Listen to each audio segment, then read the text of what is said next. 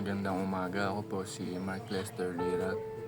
Ito po ang aking daily devotion. Um, Faithfulness.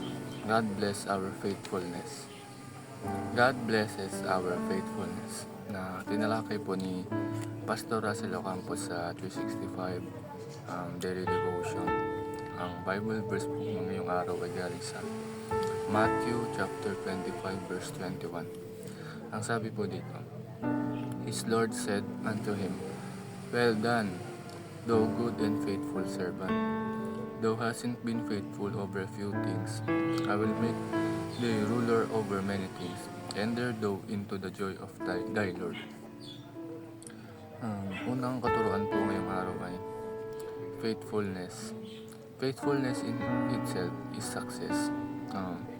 Kung tapat tayo sa Panginoon, kung tayo ay tapat sa pinapagawa o ginagawa niya, ay magiging successful tayo kasi kahit wala pang resulta ang mga ginagawa niya para sa atin, ay tayo ay successful na dahil tayo ay nagiging tapat sa Diyos at sa mga pinapagawa niya para sa atin. Second teaching is faithfulness values the small things. Maging tapat tayo sa Diyos, huwag lamang sa malalaking bagay. Maging sa maliit na bagay, tayo ay maging tapat sa Kanya. Kasi pag tayo ay binigyan ng Diyos ng blessings, kahit maliit man o malaki, gamitin natin ito sa tama at sa ikakalugod ng Diyos.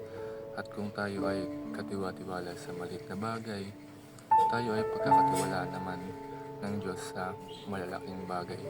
Kung tayo ay binigyan ng Diyos ng blessings na barya-barya lang, magtiwala o magpasalamat pa rin tayo sa Kanya kasi tinatest niya lamang tayo kung magiging tapat ba tayo sa Kanya o hindi.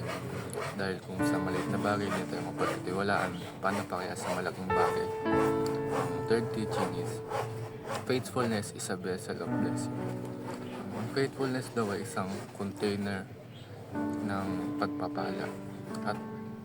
At kung tayo ay hindi mapagkatiwalaan ng Diyos sa maliit na bagay, tas imbis na mapuno itong container na ito ay hindi mapupuno, kumbaga mabubutas-butas kasi hindi tayo mapagkatiwalaan ng Diyos sa maliit na bagay. At dapat tayo ay katiwa-tiwala sa paningin ng Diyos sa maliit man o malaking bagay. Dahil kung sa maliit na bagay ay katiwa-tiwala na tayo, paano pa kaya sa malaking bagay? Ang container na ito ay mapupuno at nakapaw ng blessings galing sa Panginoon.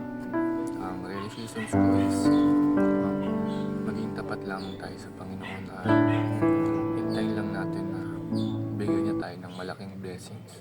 At dapat katiwa-tiwala tayo sa maliliit na bagay na binibigay sa atin ng Diyos. Ang lamang po.